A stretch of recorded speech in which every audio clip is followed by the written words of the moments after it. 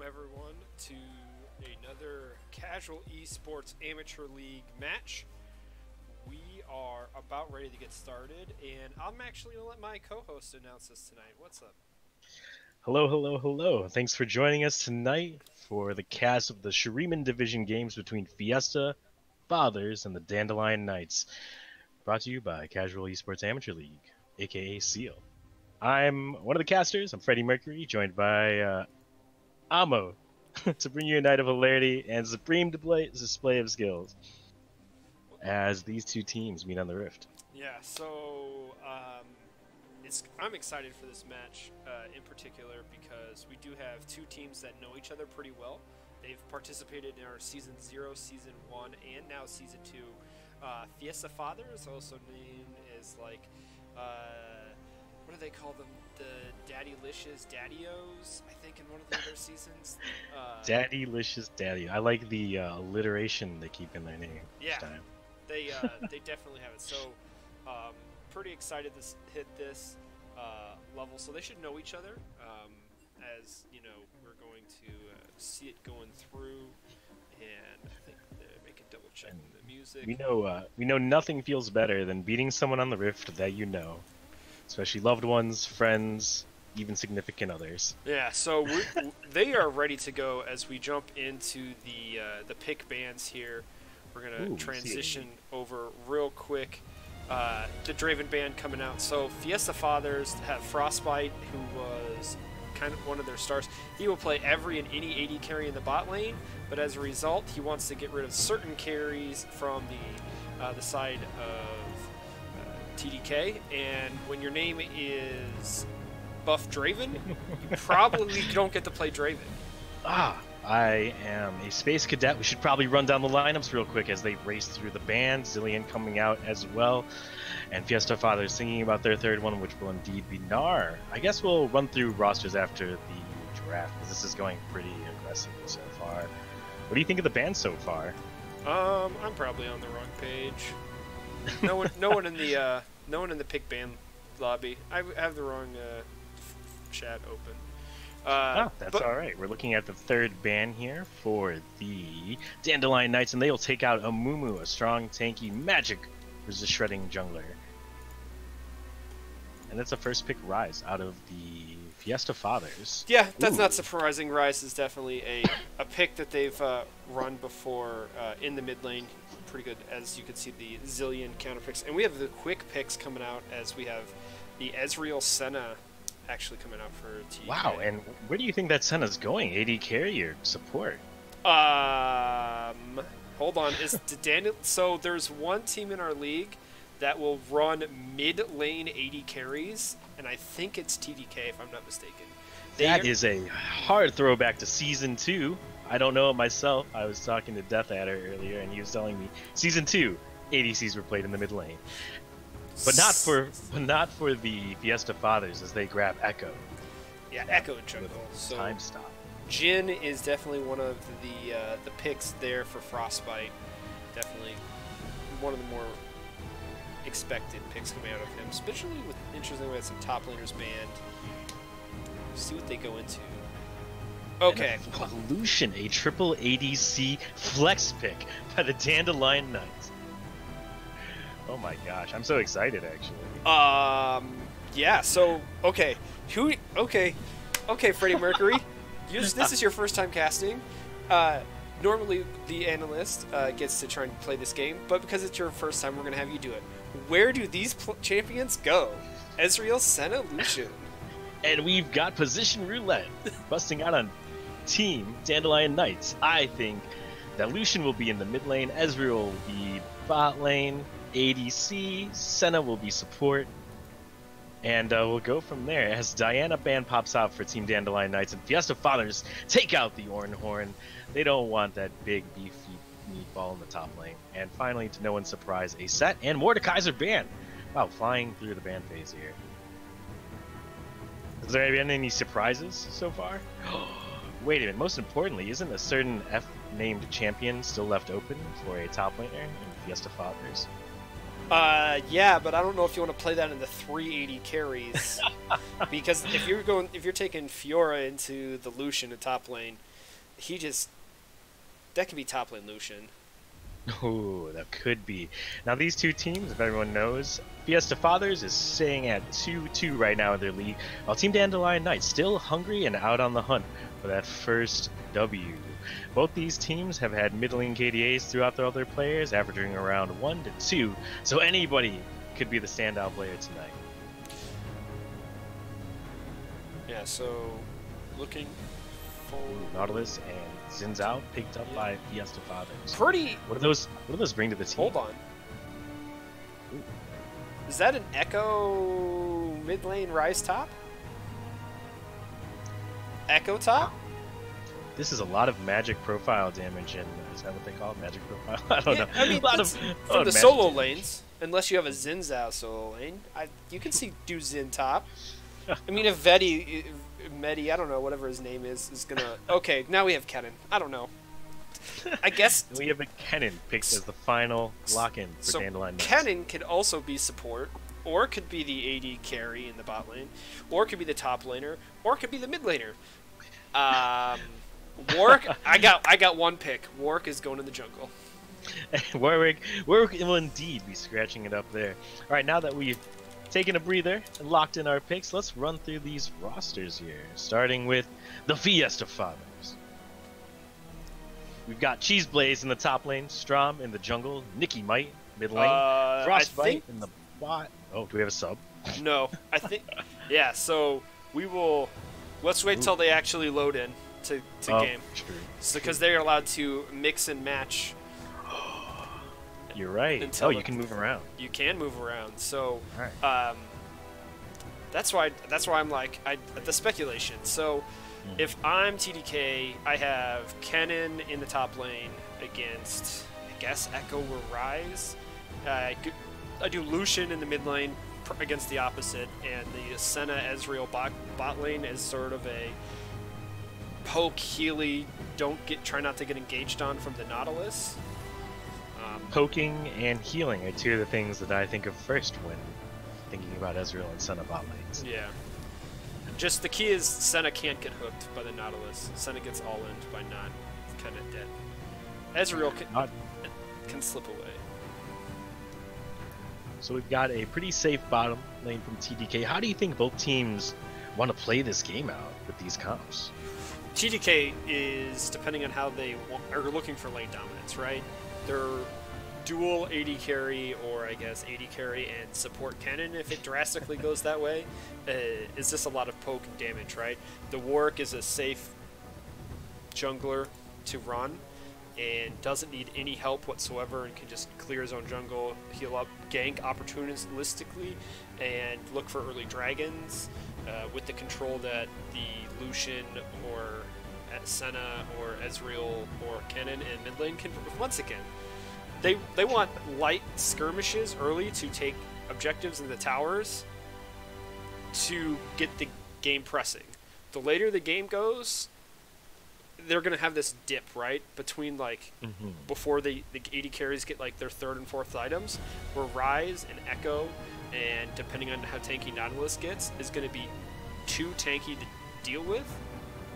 And then they're not going to be able to output up the damage, right? Because AD carries have that dip, which is why they need so much support and gold, which is the reason why they get supported in the bot lane with the exclusionary of, like, one or two champions that can go into the solo lanes. Whereas Fiesta Fathers have a traditional lineup, right? They have a front line or a dive pair of the Zinzao and the Echo with the help of the Nautilus to start engagements. They have a pure backlane like artillery AD carry in Jhin that can also help start the fights. They have that mid lane battle mage of the Rise, so they have a good mix of physical damage and AP damage. They have CC, they have some engage, but it's more of a isolated single target, which I think could help against TDK. But they're definitely set up for a more structured team fight, where I think TDK is set up for chaos. Definitely a copy and paste damage profile. A little bit of this, a little bit of that, makes you a nice team comp sandwich. TDK over here, Team Dandelion Knights, I see a lot of characters that feel like they spike off one item really hard. Ezreal, looking for maybe that Triforce if he wants to go aggressive. Senna, maybe unlocking that first lethality item through Duskblade. Lucian, grabbing maybe a Bork in the mid lane or rushing into crit. Kennen with a Zonio. Warwick, who's just an insane stat monster. At level 6 to 9, these guys are going to be so scary on the map. They're going to set their feet, and I don't know if Fiesta Fathers will be able to keep up.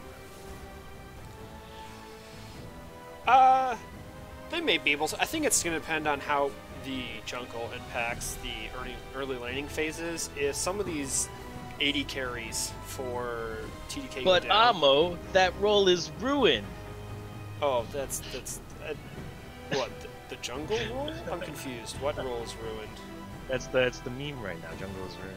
Okay, no. The jungler himself is ruined. The role is just as strong as it's ever been.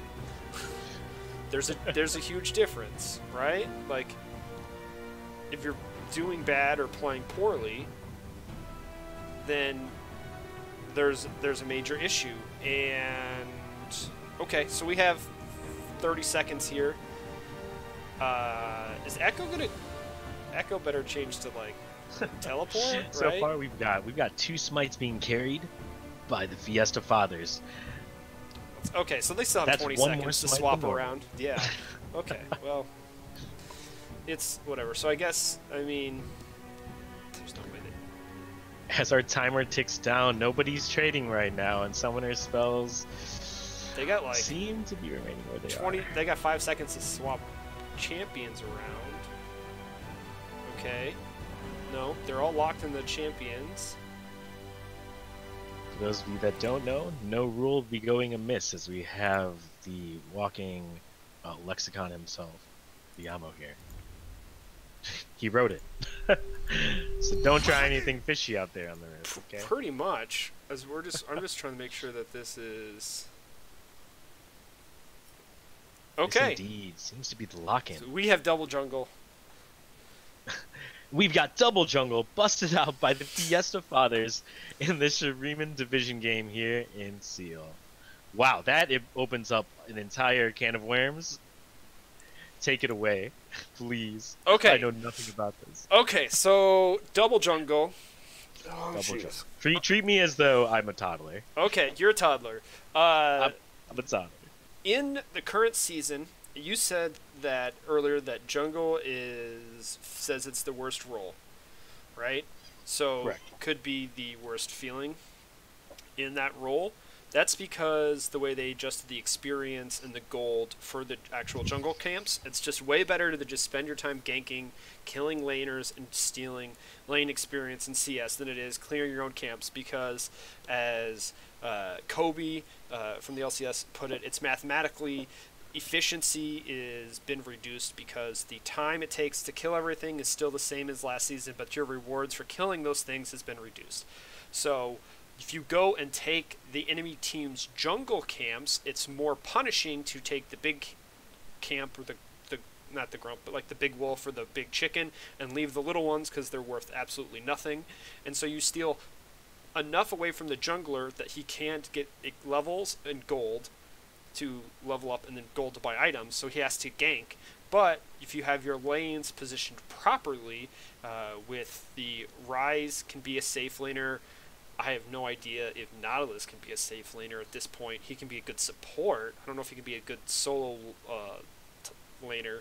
Jhin can be an okay, probably, solo laner, especially if you have Zinzao and Echo running Chaos in the river area, so Warwick has to do lane ganks. The issue is who can all collapse on. There's going to be one person who's going to end up being in a possible like 3v1 or 3v2, and that's not going to be idealistic for whoever that champion is. You probably want to put Ryze there because has the root, has the escape once it's level 6, but that means that if you do not succeed in this double jungle strategy, you've given your hand over to the Warwick, who then is going to accelerate his lanes quickly and be able to take objectives faster. So, I'm so curious to see what this is going to do to the team's overall gold. Like if this game goes average and the CS is good and no early kills are picked up, does the jungle item that hamstrings you. I believe once you get the most gold, you start getting negligible amounts from minions. Don't you? I forget what the effect is called, but I feel like if Echo doesn't build his full jungle item out completely, he's gonna be losing gold just by having that item. No, if you're a laner and you don't get the jungle item, killing jungle camps gives you even less gold and experience. Even less gold and experience. Well, we'll see how it turns out here as we load onto the rift. See the Fiesta Fathers and the Dandelion Knights bash heads once again. So, real quick, any runes masteries popping out on you? Kennen taking Conqueror. If he's in a tank matchup, that's fine. Lucian taking Glacial Augment. That is Senna taking Glacial Augment as well.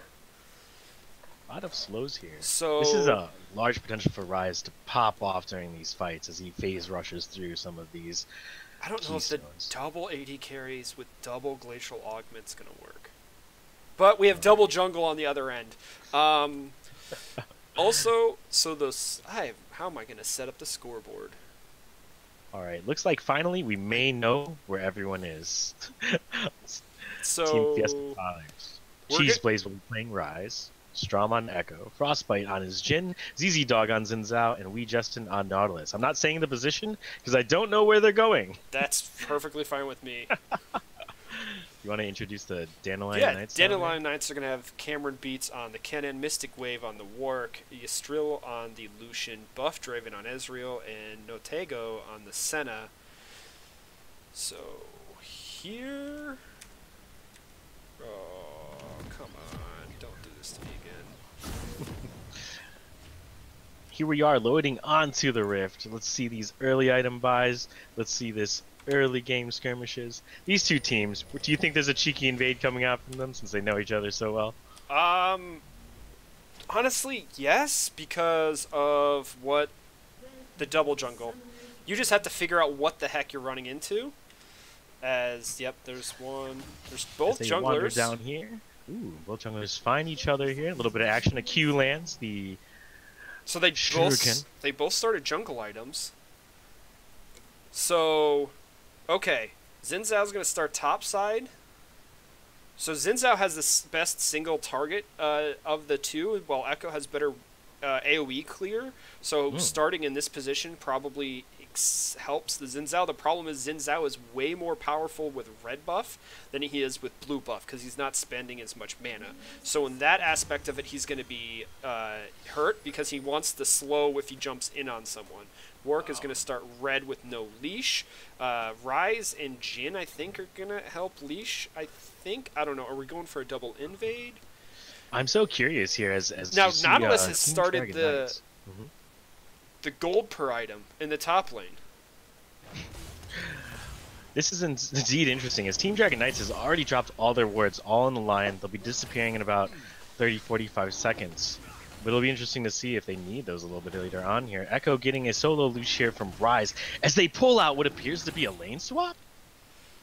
No. Lucian and Jhin facing off in the mid. They literally lined up this way. And a nice trade going out by Frostbite here. I'm going to have to get used to the key bindings here. So Echo going to go for a level 2 gank, or is he just going to help clear the wave? Warwick going buff to buff. I have absolutely no idea what's going on as this game as Xin Zhao moves into his Grom, pinging towards the top lane, looking for that gank versus Kennen. They've got a lot of CC up there. Something could happen. Yeah. Xin Zhao creeping up through the lane here. Nautilus can't find that dredge line. They're not even doing jungle camps. This is next level. We're just standing on our lanes for leading experience, and there goes the dredge line. It knocks in. Xin Zhao rushes in, can't get the knockup on that 3-point strike. So Kennen able to slip on out of there with the phase rush, basically. So with the support item's going to work because the jungle's actually be getting the CS in the top lane. And so the gold is going over, so he's actually getting the procs he lands of it. the deadly flourish snare onto Ystril. This lane is going surprisingly even, even though the spells are hitting by Jhin. I don't know much about the matchup, but who's supposed to win that? No one knows. Echo here, looking for his W stun. He gets his passive off. Lots of damage going down on Senna. She grabs a soul and walks Warwick away. is coming into the mid lane here. Oh, he pops the E, gets the flash. The fear is down. Lucian dashing forward. Can't get those gunslinger bots. Okay, so at 3 minutes, Warwick has done his entire blue side camp. He's looking to do bot scuttle. Xin Zhao is doing top scuttle. Nautilus has used his gold item to give Xin Zhao Rise here. extra Cheese gold. Blaze looking in a little bit of trouble. A lot of damage coming down, and he's forced to flash.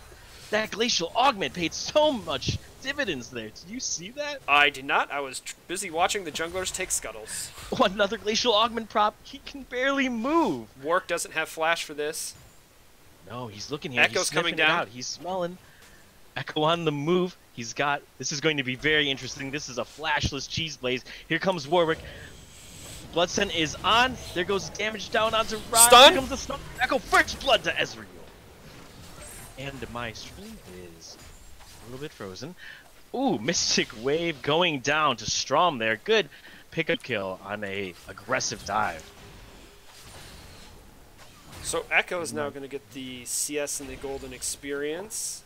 I mean, I don't think this is going as planned as Fiesta Fathers wanted, but I think it's not the end of the world, right?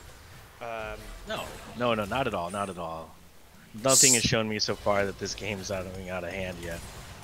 So I thought the goal was to get into Warwick's jungle and make sure he couldn't jungle, but as it turns out, it looks like their goal is to have their jungler's jungle as little as possible to get the lane experience and the lane gold with the help of either handing over the CS or in Nautilus's cases with the gold per gen item to get the most gold as much possible generation that way. So they're trying to min-max their jungle and lane in gold and experience at the same time.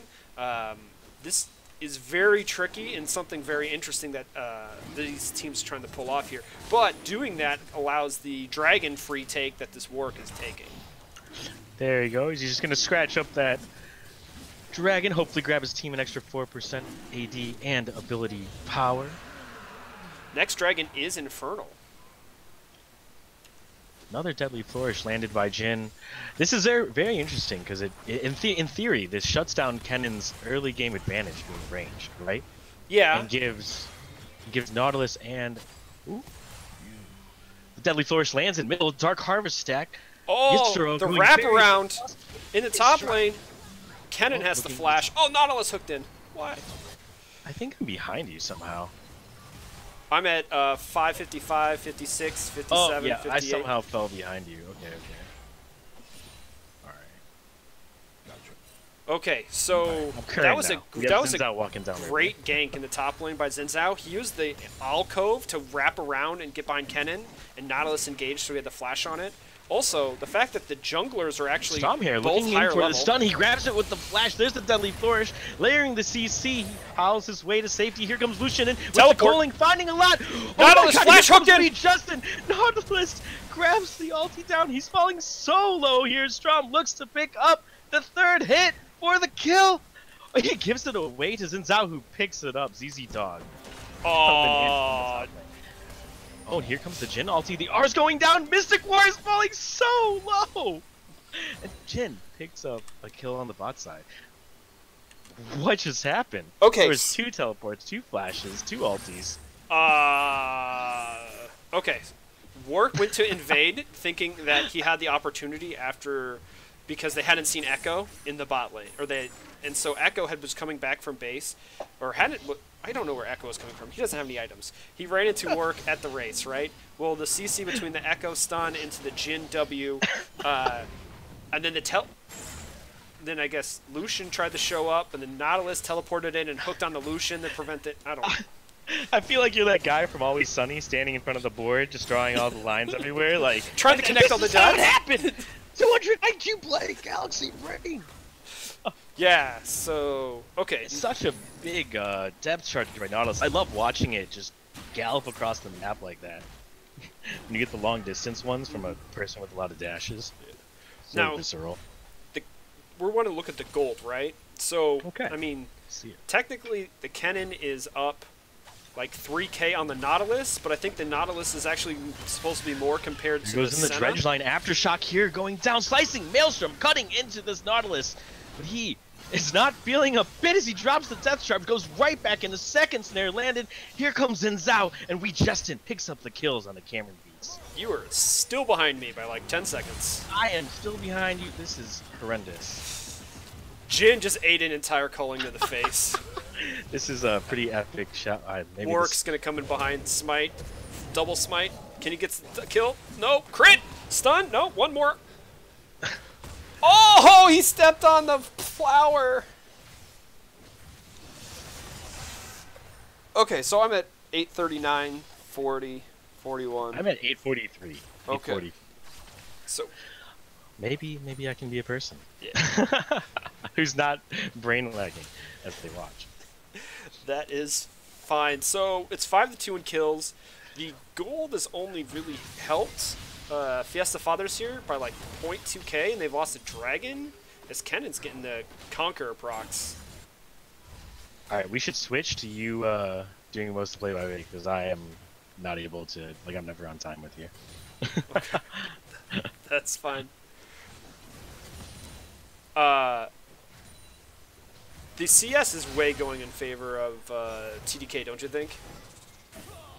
Let's see, 14.6k. This is only a 500 goldie. This is very small, as in my screen at least, someone's in trouble. Yeah, Warwick is jumping on the Xin Zhao, or sorry, the Jin, but Xin Zhao is there, and the crit does drop as Ken shows up to try and maybe help. But that's not going to happen. Xin Zhao's going to try and chase on the Ken. It does jump in. One more knockout. W too far. Here comes the Jin ult. They're trying to land down. Who gets one or two? That's the final shot on the Cameron Beats. Frostbite 3-1-2. Okay, I think I'm on. All right, I'm not gonna jinx it. I think I'm on. I can go back. It's 10 minutes. 10:02. 10:03.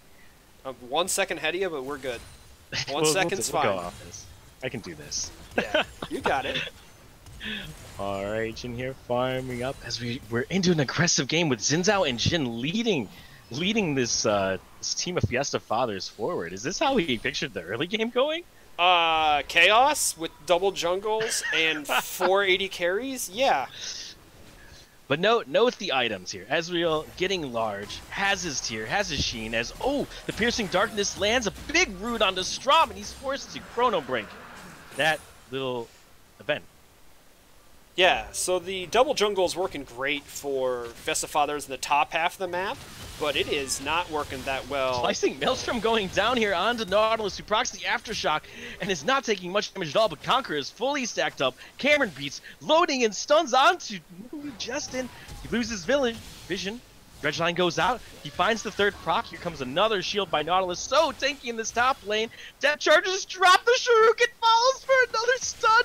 Here goes Cameron Beats for the tower dive, and he takes down this insanely tanky Nautilus. Oh my goodness. Chased them the entire wave. That was ridiculous. As Rise here looks for a 2v1 in the bot lane. Oh, ZZ Dog immediately back on the Cameron Beats. Will I get a breath during this game as the alcove is pink warded out? Here comes Warwick running in, pops the spear onto ZZ Dog, who's gonna maybe get shut down here. Flashes in the infinite duress. Finds him underneath the tower. Holy cow. So the top half of the map was going well for the Fiesta Fathers, but Cameron Beats has turned it around, especially with the help of that last kill by the Mystic Wave. But like I said, Ezreal has been able to get its gold. Senna here dealing so much damage. Oh, but so Echo close, and here comes Echo in the bot lane. But in the meantime, Jin finds himself in a struggle as he eats an entire culling. That is not good for your health, and it looks like Senna was able to flash out. Wow. So Bilgewater Cutlass slows a champion. So as a result, it procs Glacial Augment. Oh my goodness. Amo, can we please look at Lucian's items? Yeah. Look at the second one. Hextech. Oh my gosh. Is he... I guess... Things you didn't see coming in this league game. Okay, I didn't see a lot of things coming in this game. We've got Dumble Jungle. We've got Black Magic, as I've heard it dubbed. AP Lucian in the mid lane. We got support Senna. We bot have lane support Rise. solo top lane Nautilus. Oh my goodness. Warwick. Ooh, ZZ Dog finding his charge onto Year's Ariel here, who's taking a lot of damage, going way low. Will he be able to fancy feed his way out of it? No, he will not! As the curtains close on the mid laner one more time. This is insane gameplay. Warwick is at least getting the global objectives, right? He's gotten 2 dragons and now Rift Herald. So he's doing super strong in that regards, helping out his team. And this Rise here, Cheeseblaze is truly on an island, but they've moved it to bot lane. It's his own personal home. Senna finding a lot of stacks with his piercing darkness. Do we know how many souls she has so far? We can check. Oh yeah. Looking again, finds the snare. Here comes the damage and double ulti. Global. We'll find the kill here. Oh, his Echo lands a giant double stun. Strom absolutely deletes TDK's bot lane. So Strom and Cheeseblaze have gotten now 2 kills. They have not super coordinated their kills, as we now have a teleport onto a minion. Because after Infinite Duress lands. The culling here will find most of Jin's HP bar, and he dashes in to grab the flash forward here, though. Bloodsun is on. Looks like he's going to be able to pick this one up as Conqueror procs. Another teleport coming in from Rise as Cheeseblaze joins the fray. Warwick running into 3 people here, gets a large fear, but it will not do anything as he's brought down. Lucian here trying to get out. Zerial needs to maybe keep fancy feeding as Rise hits the phase rush. Here he comes. Q's coming in. There's the snare. No outplay there. Can he find a little bit more damage? Cheeseblaze. What a god. Oh, I'm supposed to comment right now. Looks like everyone got a little excited there. There's the Rise ult.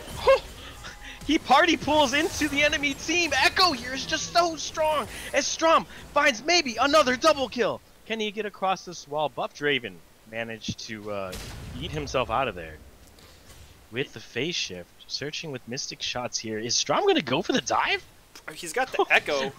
What are his odds? Here comes the shield. Here comes maybe the stun. It doesn't miss. Strom out. Chrono break out. Warwick, though, hot on his heels as a dredge line has hit top lane. I want to give analysis, but so technically they're winning in gold, but they're down dragons. The Rift Herald was used mid, but it's in take down the tower, but it's in a really bad spot. So the tower plates are actually going in the favor of TDK. That's kind of to be expected because they have the better pushing lanes with the 2v1 in bot lane. With the Time Winder, he dashes into the Warwick here, gets snared down. A lot of damage coming down on Strom. He does not have an ultimate here, and he is shut down by Notego, as well as the Rise falling to Hextech Gunblade Lucian. A snare is found. Here comes in Zhao. He ults out. Grand challenges Ysterial and takes him down. No help needed. I don't think that's called Grand Challenge. I think that's Fiora's. Yeah, that's Fiora's ult. I was like, well, it's fine. Kennan's gonna get the first tower up here in top lane. I'll just say a cool name. That works for me. Oh, slicing Maelstrom in with the flash. Chesten fully respects it. Flash dredge line now. Wow, calm and collected. What this level of play on Nautilus. See, I don't think he's messed up a hook well, at least on my screen yet. No, he hasn't really missed any hooks. I mean, he's tried to hook himself to safety a few times, not been as successful as he would like with that one death. So the towers now are really going in favor of TDK because the double jungle wasn't able to impact the lanes enough to prevent that the harder pushing and the 2v1 in bot lane, the 1v1 with the jungle help in mid lane, and then Kennen was able to survive enough in the top lane by himself to prevent his tower. Can we look at this Nautilus and how little gold he's getting when he CS's? I just saw him get 10 gold for a melee. Oh, Chilling Smite going down onto Frostbite, finds the Infinite Duress. Lucian dashing in. So much damage from Piercing Light, but here comes the flank. Senna ulti drops in, giving him a little bit of a shield, finding a little bit of damage. But Strom is running away with this game now. It's 6-1-1. But they dive underneath the tower. Warwick still looking strong here. Oh, that was a great ult by ZZ Dog. Oh man, he pulled him out. Has to respect Flash Naltega's W, which was going to hit. My goodness, and they've just got the power of numbers here as they look to finish off the mid lane tower. Yeah. So, as we set up for the siege here, it's the gold per item, right? Because he's not getting any execution gold for not having someone next to him all of the time get all the procs off. That's true. you take a support item, it's supposed to be to support. You're not supposed to. They want to not have the support items on solo laners for a reason, right? 18-12, quick time check. Yeah. Nice. Dredgeline finds a squishy target here in Buff Draven, and they flee from the Rust Slicing Maelstrom, but they have the damages. Wow, Strom. Chrono breaks back in. The Dawning Shadow finds 3 snares, but it does not matter as he shuts down. Mystic Wave. Oh, the Jhin ult coming down, looking to bring the final curtain on Senna, and he gets the last tag of the slow here. ZZ Dog looking forward. He's bringing to bring Dawning Shadow, though, to his Echo. Oh, boy. Another Dredgeline. Ooh, that's like the first. So there's like one hit left on this auto. He takes down that tower and gets annihilated by Senna and a Colin. Another Dredgeline hits. There's non-stop action in the mid lane as Notagro goes down hard. It's hard to give any analysis here as the lanes go back and forth. Is this what you expected from 2 teams who know each other on this rift? Yeah, they had to pull out some cheesy stuff to try and on both teams to feel like to get the advantage in this. Definitely by the way that they drafted, and they're trying to play to their strengths. Is this a 20-minute Baron, Amo? No. No. They do have 2 junglers, but I guess you could do... Draven here. Looks like he's going to find Nautilus. Ooh, I was hoping for an engage there. It's not. As Justin looks to go back in. He does have everything up in his kit here for the fight. Do they want to? Senna ult. He drops in the Infinite Duress, goes wide. There goes the Arcane Barrage. Lucian here looking for some damage. He has found a Xin Zhao right on his face as he has to flash out. Warwick flashing as well here as ZZ Dog just chases him down the river and dogs him into the ground. Ezreal looking for the damage, gets a big shutdown on the Xin Zhao as Echo finds the 1v1 in the bot lane. Jhin flashing forward and bodies litter the rifts. Oh, Gunblade here looking big on Ezreal. Can he burst out this team even without any mana? Ezreal, man, he has taken people on some wild chases. This is the second one. He is going to make them work long and hard to get this body as he dodges back in, eats the slow, deadly flourish. Death. Cool! Echo's pushing bot lane. Okay. I don't know if I'm supposed to narrate the random runarounds, but... No, go for it. That's perfectly fine on my end. Okay, so if you consider Nautilus the support, he is technically behind in gold from the Senna. Then I guess the second jungle Echo would be then compared to the top lane Kennen, and he is up in gold. The mid laners, the Jhin is 1,000 up over the Lucian, the Xin Zhao's 1,000 up over the Warwick, but the Ryze is 1,000 down from the Ezreal. I think that's how we're comparing these, and you can kind of tell by the item price points here. Cheese Blaze only has 4 stacks on the Rod of Ages, and Tyr isn't stacked yet. This is absolutely insane. They actually still have a gold league as blue team finds the Windrake. A lot of damage going down onto Warwick. I don't know if he's tanky enough for this. A big slicing Maelstrom finds 4. Can Cameron Beats live through this though? There's slivers everywhere as Xin Zhao, who's invincible from those attacks in that circle, looks to deal a bit more damage. Ezreal looking so big on this. Frostbite looking around for the damage, but he can't find it. All he finds is a Mystic shot to the face. So that is now 2 Air Drakes for the side of Fiesta Fathers. It's going to help a lot with the cooldown reductions on ults like Nautilus, Xin Zhao, particularly Echoes, Jin's, I guess, not really was impactful, and Rises. I think the problem is they dumped all of their damage onto the only one tank, right? Warwick took... How long did he live? He lived for like, what, 4 or 5 seconds? Or at least. And the 80 carries of Ezreal and Lucian were finally able to lay down the... I guess Lucian's an AP carry in this instance, sorry.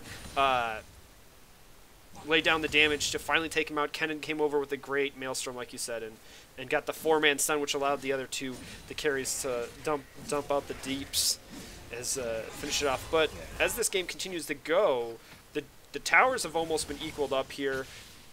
And we haven't seen a full 5v5 yet. There's been these 2s and 3s, and I think as soon as we get to a 5v5, if Kennen doesn't get another great ult like that... Cheese Blaze here looking at Cameron Beats. This is not a 1v1 though. The slicing Maelstrom finds the stun, and Senna will leisurely walk up and claim another soul. that's how TDK wants to fight all these matches. They want 3v1s, 3v2s, 2v1s. They don't want to go for a 4v4. Finds the deadly flourish. Some fancy feet, dodges the mystic shot and the W, but he still goes down. Ezreal just dealing so much damage. Buff Draven, man. Nerf Ezreal. Buff Draven, nerf Ezreal. Oh, no. Like his name, Buff Draven, more like it should be. As Infinite Duress misses the Echo. And he is able to phase dash? Phase dash out of the phase dash, phase shift. Very close. Helps with the blast cone. So, okay, how do these teams actually siege to take objectives? How do they? Yes, I was about to ask you. How do they end the game from here? Because it just looks like they're gonna fight. Kennen has to be the CC for the carries to lay down the damage, and Warwick has to go full tank. I'm glad I don't see a single offensive item on this Warwick, knowing that the way his lineup is set up. Senna has gone both offense and defense with the ability to clear out vision with the items that she's set up here. Looking here with the Dawning Shadow, Echo is falling really low just to some random poke, and Warwick smells that blood. Yeah, and there's the Zonias. So, I mean, here goes Xin Zhao, engaging onto the back line here, dropping his ulti pretty early, but he's getting chunked so low. Cameron Beats unable to find anything on his end either. Oh my god, a Chrono Break goes out. Nautilus can't stay in there, not tanky enough. Warwick, though, leading the charge for his team here onto the rise. There is no escaping this blood-thirsty Mystic Wave as he gets hit by another slow. Another slow as the Time Winder goes out. But he's healed to full by Senna. This Warwick is gigantic, and Infinite Duress comes back out. He gets shielded up. He is unkillable with all the healing. Oh my goodness. So that's a solo lane Nautilus that cannot compete because he doesn't have the items.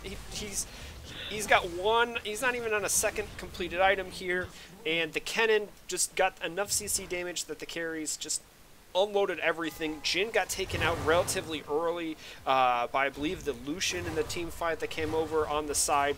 And when you can't engage through the Kennen ultimate and you have to wait for it to lay off, you just get hit with all that extended range poke damage. Warwick's allowed to peel off the Xin Zhao from his one carry that dived past the Kennen.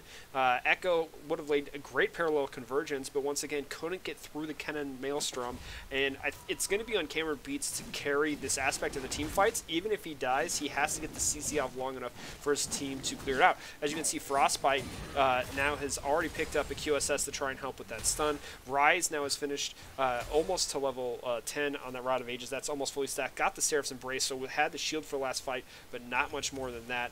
The Echo wasn't able to lay out as much damage because if you can't dive in and ult yourself out, you're Strong just here looking for the blue steal. He does not get it. Falls very low. Has to Chrono Break, and the cooling. This AP Lucian just annihilates Echo off the map. With Echo. And very importantly, his dragon spawns here. Cheese Blaze seems to be spotted out on some vision here. He's dancing around looking for the flank, and Fiesta Fathers do not seem like they want to deal with this fight right now. As Xin Zhao goes in with the blast cone, diving into 4, he absolutely gets eviscerated. On the side, Cheese Blaze is actually being soloed out by Cameron Beats. And I just want to say, Amo, thanks for shouting out Cameron Beats in his last fight and just this game in general. The man is a KDA hero. 4-6-6, but he's playing like he's 6-4-6. No, yeah, it's just it's an mostly tank player myself. I know what it's like to just be like to be in the front lines, and basically we're like, your job is to stand here and CC as much as possible in this team comp, and for the carries to win. And he's done an excellent job doing that. The lane phase was a little rough to start, but he turned it around okay. And now he is almost flame horizoning his opponent technically. Well, I guess. or should you put? I don't know how you want to. Oh my gosh! As we're watching this game go on, it almost feels like Team Dandelion Knights almost has more scaling. Look at Senna, look at Lucian and Ezreal. They're getting so many items. There's just so much damage. So remember that point where I said that I thought that the 80 carries in that mid game, that 20 to 30 minute mark, were going to have that lull before they got to their 3 items. They're almost to their third items on the 80 carries. I guess Lucian is now, he's got another Build Trotter Cup. Is he going really Hex Tech Revolver into frickin' Blade of the Room King? Is this what this build does? I have 80 no idea. carries in the chat that run AP mid lane Lucian. Please tell me what the proper build is. I do only not know went this one. regular. Oh, as he dashes in here, finds a lot of damage on the ZZ Dog. He is buffing all this damage off, but he is ran down by the Coaling. Dredgeline finds 4, but it's not going to matter. Sorry, depth charge, actually, as Dredgeline gets him out, and Warwick flashes forward for the infinite duress. Mystic Wave is so tanky. Does not care as he gets rooted up and casually walks out at half health. Don't worry, he'll heal it up. You've got some piercing light to top you off. And there it goes, 700 heals on this Senna as Kennen here forces pop the Zonias and the slicing Maelstrom absolutely destroys. Holy cow, Team Dandelion Knights is just marching down. The Fiesta Fathers here. Looking at the first Nexus tower, Warwick here stepping up into the fray, does not care to tank up this tower, even as the not slicing Maelstrom. Kennen is found by the Dredgeline. The Yuzuriel 1v1ing this Rise, showing, hey, I'm the better AP carry. Dashing in. Oh! He's not better enough to die. This game's Fiesta. I'm just gonna say it. It ended super fast. Super fast, 29 minutes, but it felt like it was 5. They did not even use 2 minutes of the Baron power play.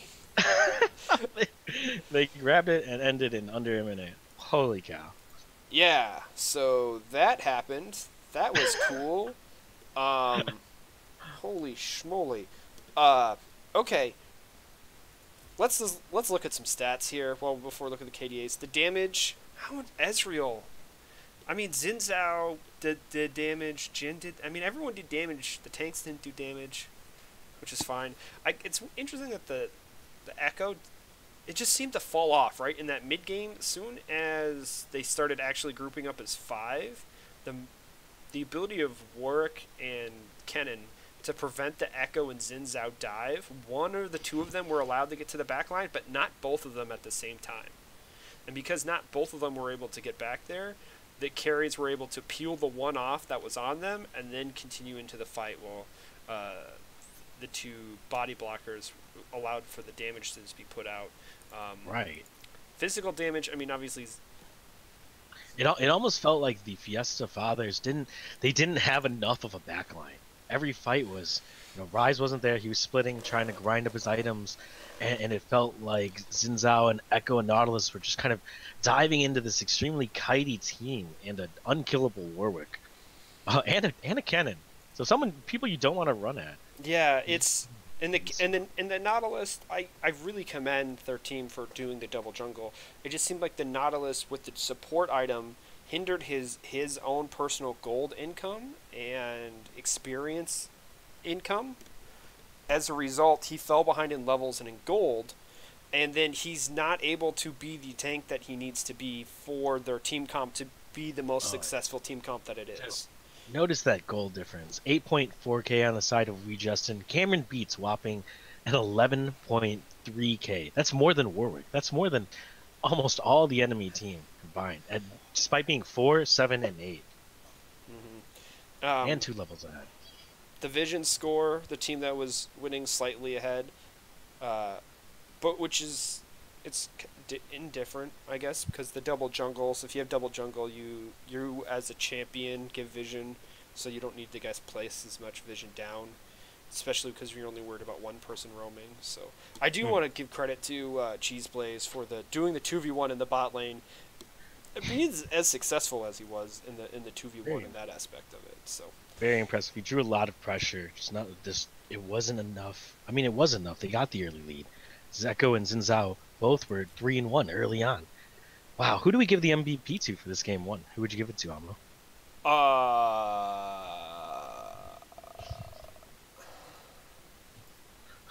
I think the candidates. Let's do some candidates, because my 2. We'll do 2 from each team. Yeah. So I mean, it's probably the Rise, and from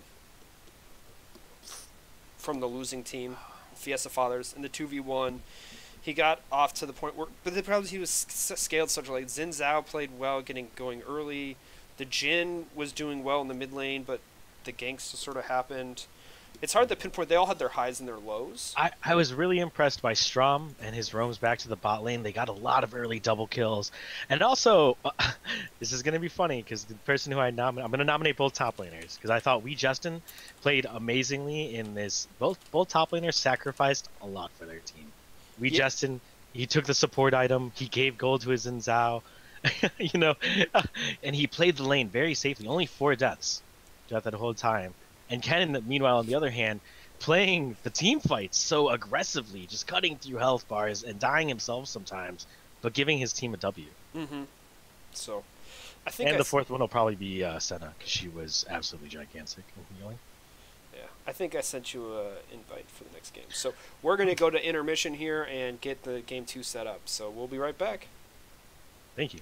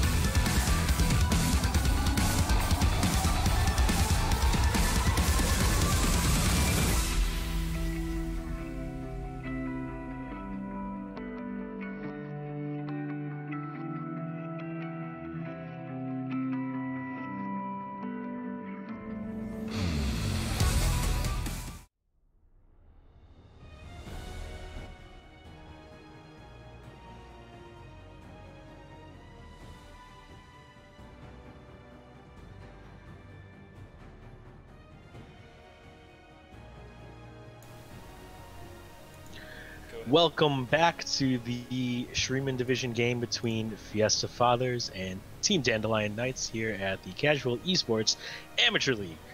I'm one of the casters, Freddie Mercury, joined by Amo, and we're going to dive right into this next draft, I think. Yeah, I think they're pretty much getting set up here for game number 2. And if Fiesta Fathers were going to... I mean, they pulled off the double jungle in game 1 with a somewhat traditional team comp, seeing as they, still had a Nautilus tank, a Warg, an assassin with the Echo jungle, a mage mid lane, or I guess mage carry, and a 80 carry.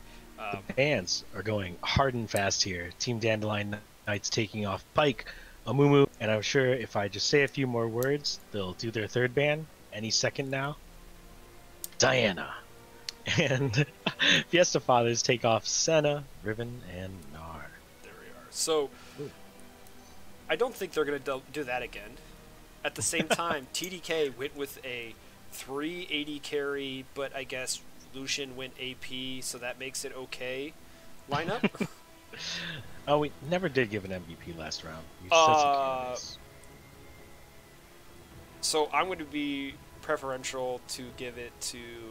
it probably ends up being Cameron Beats on the Kennen. There we have it. Cameron Beats with an impressive performance. Not the most impressive KDA, but huge impact in team fights. A lot of gold, a lot of experience, a lot of lightning. Basically, it came down to 2 team fights, and the Kennen Maelstrom got 4-man stuns off in both of them, and that just led his carries to dump all the damage into the backline and onto the carries on the side of Fiesta Fathers, and because of that, they were able to win successfully. As we see a brand Tristana for Fiesta Fathers. Yeah. So we are looking really different already. Water is weak to lightning types. Buff so Draven is playing Draven. As we've got some early lock-ins here. TDK first round picks the Echo. Fiesta Forefathers. Whoops, Forefathers. Respond with Brand and Tristana, and then we've got the Draven lock-in by Buff Draven. Now you can literally just be like Draven. You don't have to say it. And you're correct. It's both the player name and the champion. No, I'm going to say it twice. Draven. Draven. Buff Draven. Buff Draven. Buff Draven's Draven. As Soraka is picked up by that support player for TDK. Olaf locked in. That's a safe jungler. That's a strong jungler. The Fiesta Fathers respecting the Lucian and taking it off the table. Yeah, that's kind of I was about to say they probably take out the Lucian was probably going to be my second carry, as he did dump out like some of the damage. Ezreal got the 2v1 in bot lane for like 17 minutes.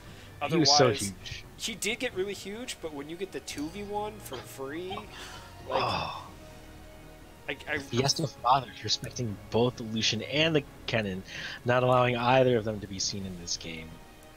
And we will not be seeing Cheese Blaze on the Rise. Good. Another respect band for how well Rise did do in that 2v1, right? So he's still a monster. Can always carry a game late, especially once he gets those items. Seraph gets completed. Whew! Are we about to unbench the Kench here? There it is. I think we are. The bot lane. But where are we unbenching him? Yeah, I think he's pretty meta right now with Braum. Super strong, super safe pick. Yeah, once he gets the stone plate, it's hard to kill him. Is that a brand in the mid lane? Oh, this could be a Tom Kench top lane. As Trundle is locked down here. It's a nice pick into both Olaf and TK. Yeah. 2 good ulti targets, a pillar that Olaf, he can't dashes. Yeah, Olaf doesn't get slowed by it with his ultimate, but he still has to run around it. He can't run through it. Hasn't been given Darken powers yet. And that's a Mordekaiser. Okay, so we now have a Trundle that can go mid or top, a Mordekaiser who can go top or mid, and an Echo who can do mid, top, or jungle. I don't like that game anymore. Oh, come on! This is the caster booth. We have a Tom Kench who can go top or support, I guess could go jungle. Olaf, who can go top or jungle. We have Brand, who can go mid or support. Tristana, who could go mid or AD carry. Jarvan, who can go top or mid or jungle. Okay. All right, I can do Fiesta Fathers. Okay. I can do Fiesta Fathers. You do Fiesta Fathers, I'll do TDK. All right. We've got. Oh no. Jarvan. Wait, I can't do Fiesta Fathers. It's Olaf top lane, Jarvan jungle, Brand mid, Tahm Kench Tristana bot lane. That's my guess. Okay, I'm gonna go with. Okay, so you have Fiesta Fathers. I have TDK. I'm gonna go. Mordekaiser mid, Ooh. Trundle top, Echo jungle. Oh, that's big brain. So here's my reasoning. You want Mordekaiser not against the Olaf, because if you Mordekaiser ult Olaf, he just ults and the Death Realm's pointless, right? Trundle is not the fastest clearer in the jungle. He's good against certain matchups, usually tank matchups, but his first clear is a little bit slow. He's healthy, but he's a little bit slow, right? So Echo's a little bit faster. Trundle steals AD damage, so if you have a top lane Jarvan or a top lane Olaf, and you trade Qs, you steal the AD in the trade, and then you can continue dueling them. But they're picking champions now, and it looks like we are both wrong. Indeed. Oh man, this looks like it's going to be a Sir Thomas Kench in the top lane versus a Mordekaiser. That feels like a very rough matchup. I could be wrong. For who? For Tahm Kench. Well, Tahm Kench, Mordekaiser has to get his passive proc, has to get like some autos and his abilities to hit for them to connect to deal the full amount of damage.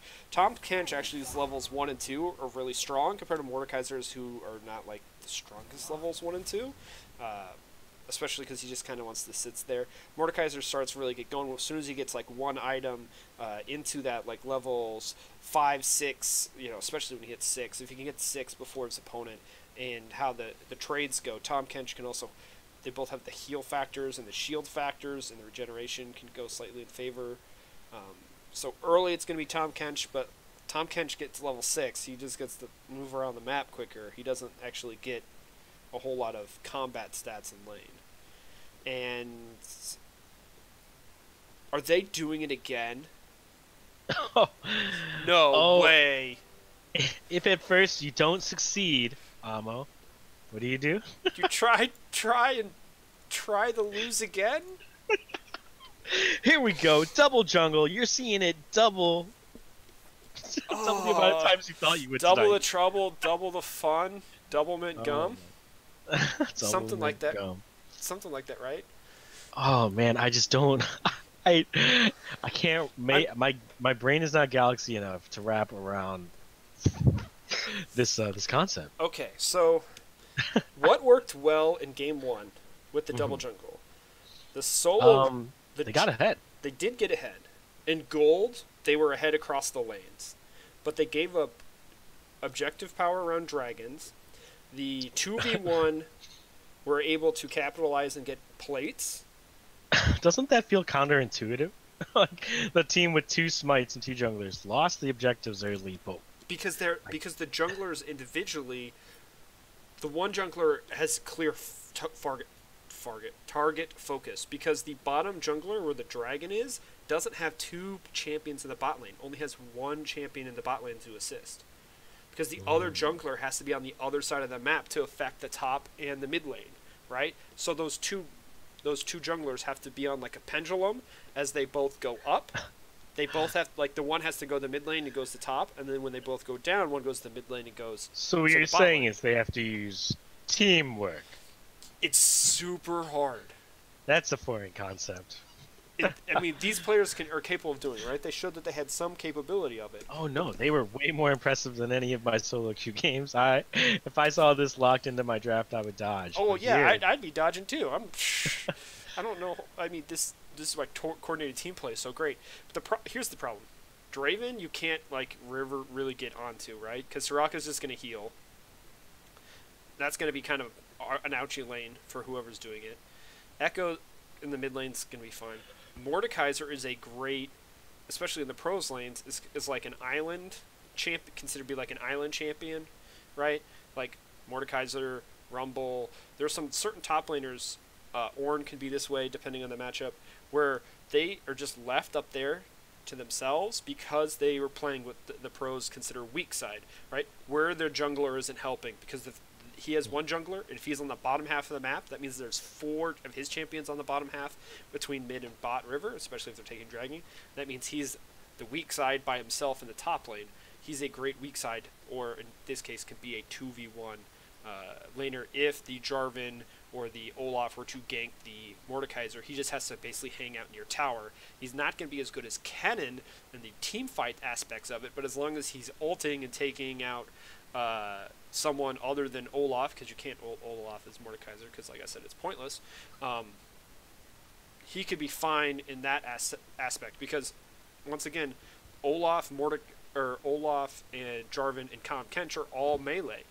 Even if they do push in to take tower plates, the minions are going to be taking the tower, dealing tower damage, not the champion. So the tower plates aren't going to go down as fast. Once again, we have 2 ranged champions in the bot lane, Drake and Soraka. Even though Soraka's autos are kind of wimpy, banana, they still do more damage than, like, you know, a melee creep does, right? So those tower plates are going to go down in favor of TDK. Oh, this game looks so volatile. If Draven turns one of these, and I'm assuming they're going to crash bottom here with this comp, you have the Abyssal Voyage, you have a Jarvan who's a strong ganker, Olaf, another strong one, Tristana leaps and jumps. They have to crash this bot lane, and if that first gangbang goes unsuccessfully, if Draven is able to find his way out on the top of that King of the Hill, he's gonna run away with this game, and that's what I'm predicting. So in game 1, it was the Ezreal, right? Got to basically free farm, got to stack his tier, got to get Trinity Force with no real pressure on the Ezreal in the bot lane, correct?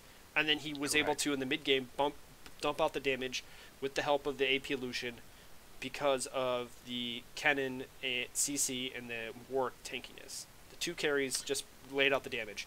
This case, Draven can be even further accelerated if he gets a kill, right? You stack the CS, you get those stacks going, and then you get a kill and you cash in, and all of a sudden, instead of coming back with just a BF sword, you got a full Bloodthirster.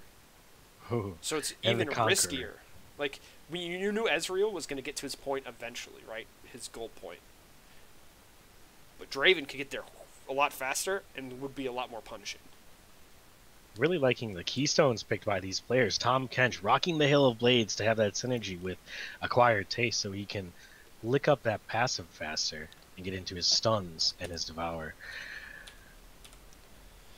Looks like, well, now that we know they've loaded in and maybe locked in, we can kind of tell who's on who here. Yeah, so we will do a timestamp here as 6, 7, 8, 9, 10, I'm synced up. 11. Oh my goodness, can we talk about Cheese Blaze's potential solo lane pick here?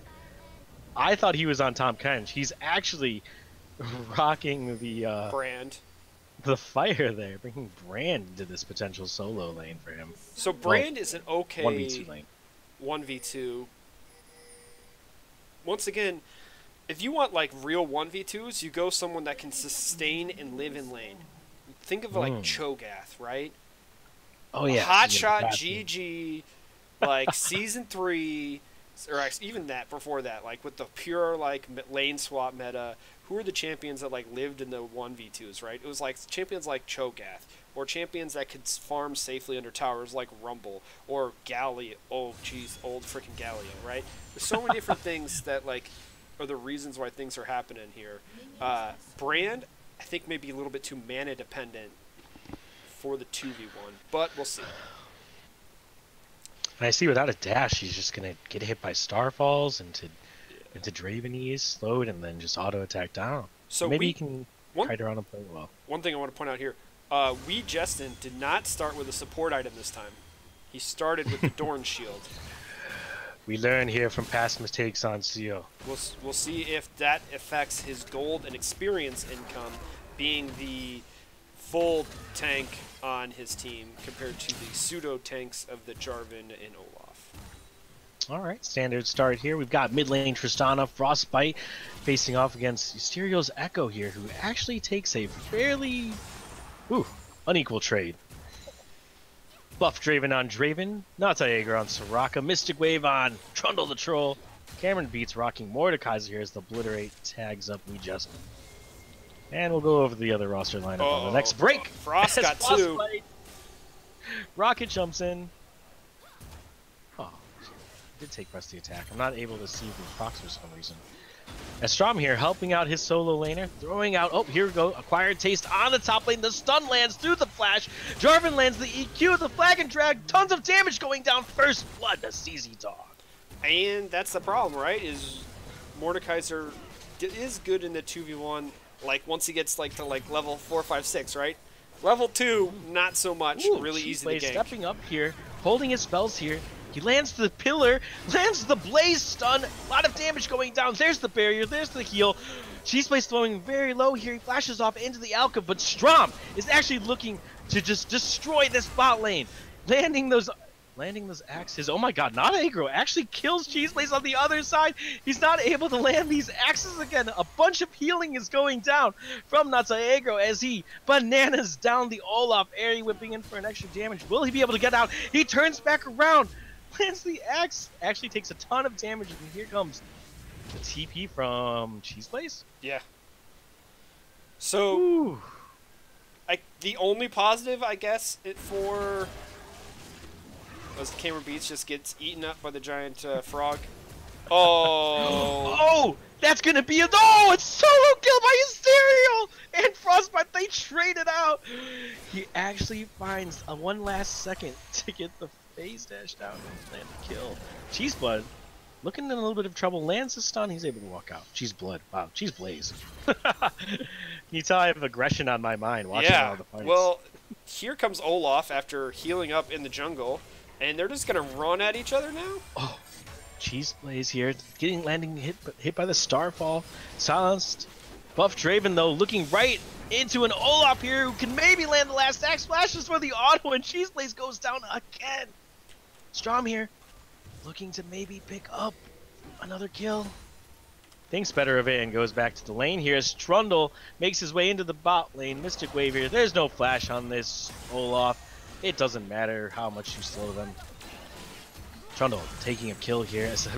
More action in the mid lane. Oh my gosh. Parallel convergence, finding a big stun, negating all the damage. Good trade. Amo, take it away while you can. The only good thing is, I guess Soraka's 2-0-1 and not the Draven? Right? Like, things aren't going according to plan, but who would expect anything less than double jungle shenanigans coming out between the Fiesta Fathers and the Dandelion Alliance here. And look at this regestion strength, as you called it. This Mordekaiser actually in the early levels just totally forced not to walk up to CS here. He finally does, misses an Obliterate. Here comes Acquired Taste. Halo Blaze is so strong. Frostbite here taking dealing a ton of damage on the Azariel. He's not even able to chrono break. CZ Dog with a great flag and drag. Oh my gosh. Oh my gosh, we have both the junglers on the same side of the map. Are they going to actually do dragon? Is this a pendulum? Oh my god, another flag and drag finds the Mystic Wave who goes down to massive damage from Frostbite. There's the pendulum finally working out, as you said. The jungler swings from top to bot and bot to mid, or and swings back and forth, right? But this time the dragon, next one, is an air drake. So that infernal, while at the moment not particularly the most helpful, it's better than nothing, right? Like, it's gonna be so big. This team is building so aggressively. That looks like a warrior enchant for Jarvan. Tristana getting right into her crit. Everyone's building AD except for our top laner who doesn't need it.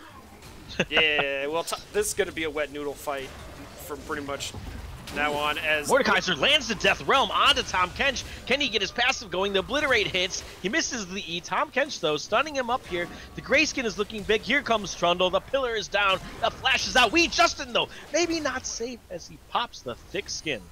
Oh, that tower, though. A lot of damage. Here comes Uziriel finding Cheese Blaze in the bottom lane. That's level 6. That's level 4. That's a dead brand. Directed cam is not fast enough for this match, my friends. And I don't know the key bindings because it's so weird to be like, oh yes, I want to go. Oh my god, Frostbite here though, looking for Asterial. He does have the parallel convergence coming down, a lot of damage going down. No sun is, the sun is round. Oh. Frostbite though, going back in here with the rocket jump reset, press the attack, dealing a lot of damage. Boom, he's gone. Boom, he's out. So Frostbite getting the better of the mid lane AD carries in this matchup, where just really did a really good job on the Lucian mid lane AP carry from last game. Cheese Blaze not so good on the Rise Brand. He did Rise last game. He basically got killed twice solo by Soraka, so that's its own thing. He's trying his best. He's trying to clear out this wave, but getting absolutely punished. He just has no heal, right? So this is the thing we kind of talked about in the 2v1. If you're going to do the 2v1, you need someone with some type of sustain in lane, right? Brand he can kind of clear out the minions enough, but he's not going to have enough health, right? Because from any of the poke. You're basically dealing with a W. You can't walk up to conflagrate the E, and you're hoping Olaf can kill it. Ooh, Mordekaiser landings the obliterate. He gets his passive going. Here comes the burn. Ooh, the acquired taste though, so tasty. And Tom Kench actually. They want to get this gank off before Jarvan, before Mordekaiser's ult comes up. Here he goes. The slow is down. Will the flag and drag hit? Who knows? Because it goes back down to bot lane. Brand one hit, flashes out. Oh, the spinning axes. Or is it Whirling Death? Whirling Death is not up yet. Yeah. Over the parallel here we go in. Frostbite going in, a big chrono break for some damage. Oh, they jumps back up the top lane. Ooh, Mordekaiser.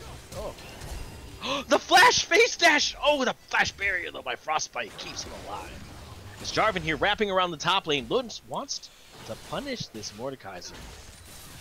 Oh my god, there is no moment of peace here. If you are on a screen, you can die. Here they go, Death World drops. That's the problem, is Mordekaiser ult came back up. He may have eaten him. He continues to burn up the Tom Kench even from inside to the passive. The obliterate is gigantic as mid lane. Does he get the third proc? He does not. Mordekaiser pulling off a 2v1 potentially. Not enough, says ZZ Dog. He said, I'll show you the death roam and I don't even have to ult to do it. Strom there. Did he get that smite steal? No, I think he got it. His smite went down. Mystics is still up. So did smite steal the camp? So yeah, that is the lowest XP camp though. So I guess Pog. Yeah. Well, it's the big camp. You'd rather get that one than anything else. So and we're seeing similar score lines from last time here, aren't we? We are. But the difference is, the score lines are the same, but the gold difference is, while the difference is still the same, it's just not as heavy in favored. Justin is supplementing that because he actually has a real items now. But Frostbite going in here does get the triple proc on him. He falls to health. Great ulti, almost stops the fucking chrono break. But there goes the parallel convergence, and Echo powers through in the mid lane. Oh, what great play by both laners there. He just walked. This is the third time he's walked back in the lane and fought. Who? Are we talking about Frostbite? Tristana and Echo. Yeah, Frostbite and Asterial. They have 62 and 58 farm each. They are either best friends or they are anime rivals. Right? They're like, we fight because we are brothers. Or we fight because we goes down here. Acquired taste. Tom Kench dealing the percentage damage, spitting out the Mordekaiser. The passive is on though, and he just loses every fight here. We got both the junglers. Oh my god, Cheese Blaze. Oh, you hate to see it. He drops a ton of damage down, but they buff it over to buff Draven. Flag and drag comes in, is flashed out. Cataclysm is dropped. Barrier looks to keep him alive as Conqueror procs, and ZZ Dog takes him down, but his Trundle gets a large shutdown. Here comes the parallel convergence. Is this a big stun? It's nice proc on the rocket jump. Excellent job for that team fight. But Draven did get the kill there, so he's going to cash in some of that sweet, sweet gold. He's now up 4 Ooh, here comes a teleport, probably from K. Cheese Blaze as Tom Kench is actively moving around, and that will force TDK off of this dragon. Not Team Dragon Knights, though. I haven't seen them in a few seasons. It's Team Dandelion Knights for you. Well, Starfall is enough to make Strom back off of this dragon here as both teams begin to posture around this. Here comes the teleport as he calls out. Tom Kench looking really early here. He's going to come into a silence, get snared. Here comes a pick maybe from Ezreal, and he absolutely removes Strom from the map. They're splitting each other. They're going back and forth. They can't make up their mind on who's going which direction. Ezreal here looking. He has a big chrono break for damage. Does he want it? Buff Draven here chunking out this AD Jarvan here. More Starfalls landing here. He postures up. He has vision. Does he get the kill? No, he's able to flag and drag out his Trundle here. Looking for the pillar. Can't lock anyone down here. Both teams very tentative to start this dragon. Mordekaiser's gotten 2 plates in top lane while this dragon dance has been happening. Absolutely impressive for him. Cameron beats again, showing his decision making. He didn't have teleport. Tom Kench teleported down. He had nothing else left to do. So teleport used by Fiesta fathers, but they Fiesta a little too hard, maybe Siesta a bit as well, and they are caught sleeping on this dragon as it goes over to TDK. Oh man, look at these score lines. Does Brand have a way back into this? No. Oh, hey, ammo! So what? His thing is to get a shutdown, but no one on the other team has enough gold right now because the CS scores are. I mean, we're at 13.5 minutes, and you would expect someone to be at like 100 CS at this moment, but there's been so much fighting and action going on, but no one. The person who's closest is Jarvan. That makes a whole lot of no sense. Because jungle camps only give 4, so he's been having to get from top lane, I guess? Is that why Tom Kench is down CS? Maybe. I can't tell. Right? Like, there's got to be a reason. What that reason is, not exactly sure. Ooh, mid lane, another fight here. Ezreal getting the triple proc. He is ulted back. Both of them, just as soon as they start to trade, they deal their damage. They're just stat checking each other. Yeah. You have enough health to live through my damage? Trundle here getting invaded on by Z-Dog. He sidesteps the flag and drag. 2 levels down. Oh my gosh, she's so huge with the, I forget what the ult's called. A lot of damage going down. There's a big heal from Soraka. And camera beats, finds the kill on Z-Dog. Here's the turn from Team Dragon Knights. Oh, they follow over the wall, flash to flash, and Cheese Blaze instead again. No, make brand relevant 2020. And that's going to be a down tower in the bot lane. Brand did not get his ultimate off. He probably should have, I don't know, silenced. The problem is the silence of the Soraka, I think, is not allowing Brand to maximize his potential 1v2ing abilities. And they did pick this into this, so maybe this was not super thought out. Hey, there's the Bloodthirster. It was a little bit later than I was expecting, but it happened. Rift Herald being popped here by Strom. Looks like they'll they should be able to get this with the help. I mean, Olaf and Tristana should be able to definitely take this. I heard she's pretty good at taking towers. Yeah. Can they get off second charge? No. Looks like Eusteria will be able to stop that. Pillar comes out, finds nobody. Now, one thing is, other than the, TDK doesn't have an engage. Last game they had Warwick and Kennen, right, to engage team fights. This time they have Trundle running at you, and I guess pull in by Mordekaiser. I think this is going to be another game where it's going to be all about the skirmishes and not about the 5v5. Well, I would agree with you. Oh no, Cheese Blade, not again! He's have to flash out. God bless, he's able to get away. Limping away here with his lost chapter and three levels down to the Mordekaiser. Oh man, I think Echo. Oh wait, here comes Jarvan, Z-Dog in, finding the Mordekaiser. Oh no, Cheese Blaze gets landed in by the snare, and he's able to actually take him down. Draven though, gigantic on the top side, finds a return kill, and Cheese Blaze here. Oh, is he living? I feel like I have a minion blue on him, he die. Yeah, he's pretty close. Draven though lived in top lane. Soraka sacrificed herself to kill someone. Oh, Here comes the Abyssal Voyage. Top lane, Tristana looking for... Oh, we're in bot lane. ZZ Dog getting whittled down by Mystic Wave here as Trundle tries to dog his opponent down. Cheese Blaze here looking at... Oh! Flash Q by Mystic Wave takes out Cheese Blaze again, and he finds himself a tasty Jarvan right next to him. apparently, Cheese Blaze is barbecued for that troll. Oh, goodness, this is very dangerous for Draven here, as he has a Tahm Kench and Tristana staring down at him, both level 10. Both extremely strong, but he's going to run up after no, here. the explosive shot Oh. dealt some damage on the Draven, so the tower aggroed on the Tristana. That, I think, allowed them to push off with the help of Soraka now being here. Now, I do see a possible Borellos coming out for Brand. Hasn't completed a single item yet. That's kind of rough. Oh, here's your Zerial looking for the damage onto Frostbite. Man, those acquired taste sacks go up so fast. Respecting the Tahm Kench, he ults out immediately. Tongue Lash finding some damage here as they look to push into this top turret and pick it up for themselves. Undertow gets a little bit of a slow. What do these teams do next? Focus this next dragon into the next Herald? It is the first or the third dragon, I guess. Yeah, probably. I don't think the next Herald is going to come up in time. I think it will be straight to Baron. Olaf's going to try and ult his way in. Ragnarok's his way in, and no steal. Ooh, wow. And he was, what, like level 8 compared to Trundle's 10? He's the wrong jungle to try and might steal that away. Oh no, Cheese Blaze!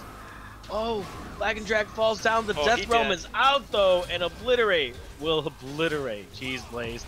Jarvan here looking very strong, gets into the Cataclysm. There's the red smite. Blue buff aiding his jungler, and they take down Cameron Beats. Oh my goodness, here comes Echo and Draven running down this star jungler. He's a dog. Oh, he blast coming back. Ooh, flag and drag. Is he gonna get out? The redemption falling down to Starfall. No, Aggro shuts down. This is the most bloodthirsty Soraka I've seen in a long time. 4-1-7. Not even caring about the fact that here goes the Stereo again. He is fearless, getting a passive proc down to Frostbite.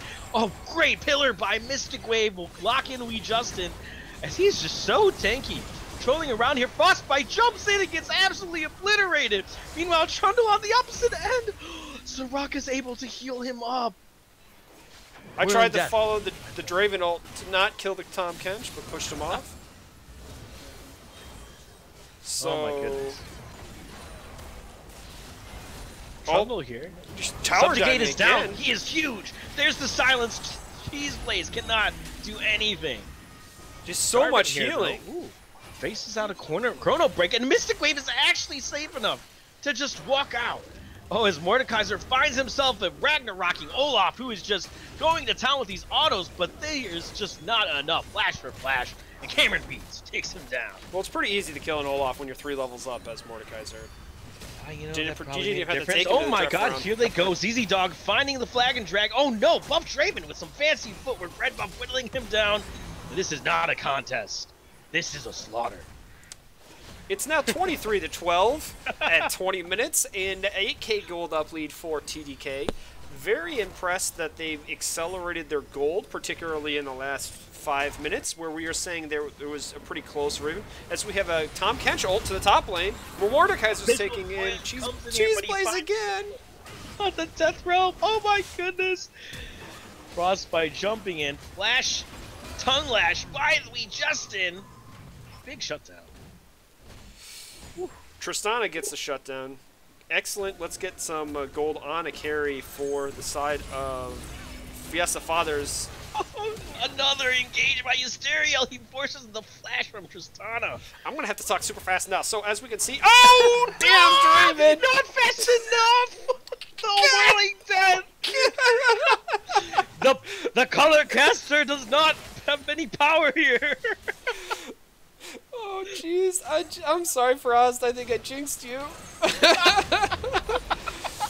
Quick go! Oh no, the Brand Pyroclasm finds a lot of damage, but there's the Soraka heal. Ancestral healing going down. Oh my god, a flash out by Echo. He is all over the place. As Tahm Kench, no thick skin, proc, Buff Draven says, my kill. He looks for a second one. Olaf here is just limping past him. This man is gigantic, bloodthirsty, Infinity Edge, Conqueror, Berserk Reaves. Here goes TDK marching into this base, looking dominant in this game too, doubling their opponent's kills as he forces a flash from Cheeseblaze. Holy cow. So Echo is 4-4-5, but he's playing like he's 14-4. Yeah, Cheeseblaze finally finished boots. 22 minutes. He's having a rough game. But let's focus on the positives here. Cameron Beats has been doing nice in the one. This Trundle has done a magical job. Apparently, he also watches the dive and listened to Jat talk about the Blood Razor, Blue Smite Trundle. So glad to listen to Jat and pro analysis on the Trundle play. Here comes a nasty flank by ZZ Dog. He misses the flash drag, forced to flash out. Here goes Olaf Ragnarocking in. But the subjugation is just massive. Everyone is topped off. Is there a chrono break on that Echo? No, there is not. I don't think so. He's just back there. Yeah. We're respecting him like he does. He has so much damage. He's able to dash out. There's the tongue lash. There's the true damage from Olaf. Camera Beats slipping away.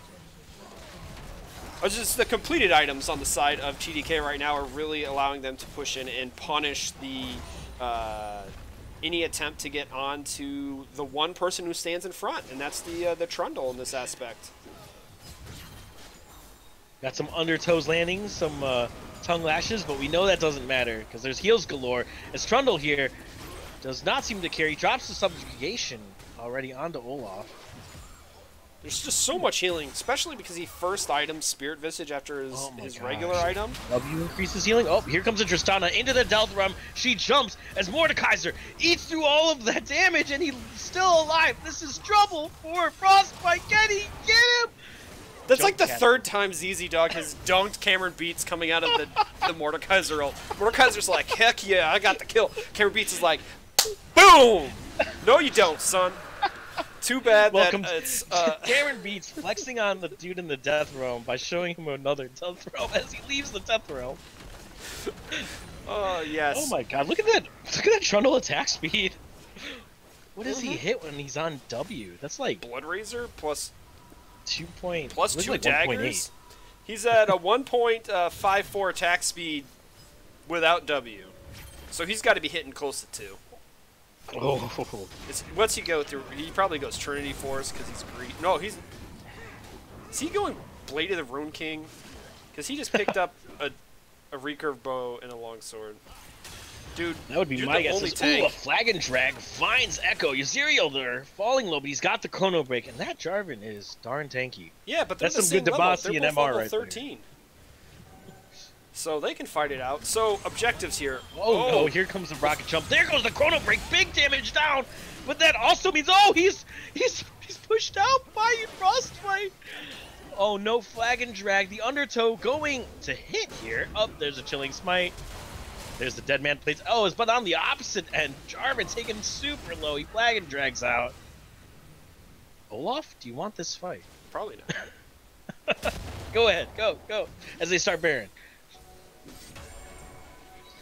Oh my gosh, more action to come. Starfall falling in. Mordekaiser here takes them again.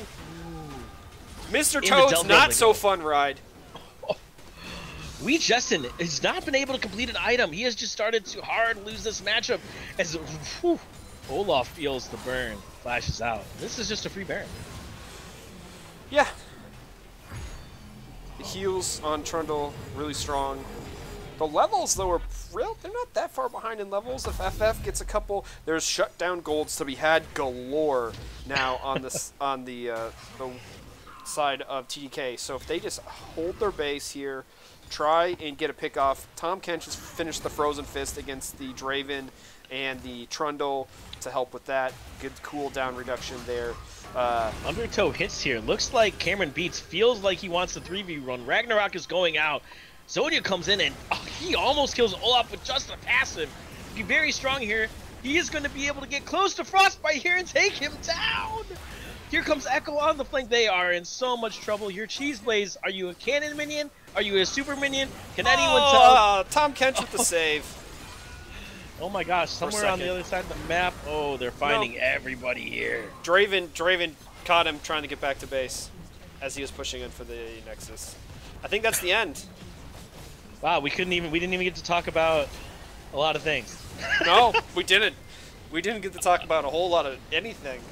It was all reactionary what was happening in the 30 seconds ahead of us. So, the double jungle strat coming out from Fiesta Fathers. I'm going to be gentle and say game 1 worked fairly well. You had the gold lead, and you had to got to a good point. Couple team fights didn't go your way because of better play on the other team, I think, than your team. I don't think that you guys misplayed it terribly. I think that TDK played their team comp really well and allowed them to win those skirmishes into team fights and snowball into the win. This one seemed to be kind of the same, and then you realize that Draven gets to accelerate because of his gold. Soraka's healing everyone across the map, so it's not as effective. Cheese Blaze on the Blaze didn't really get to on the rise. Not rise. The brand didn't get to accelerate or do the 2v1 because of the silence field and the poke that was coming onto him, and it just didn't mesh right. The Tristana into Echo was working well into lane, and then once lanes fell apart, it just wasn't enough to capitalize on it. So I think that you can jungle. I mean, there's a way to get the experience, the gold aspect onto the proper carries that you're looking for to definitely get it to work. And I think it's definitely something that, as we saw in game 1, has some merit, has some grounds to stand on. Oh, definitely. It just,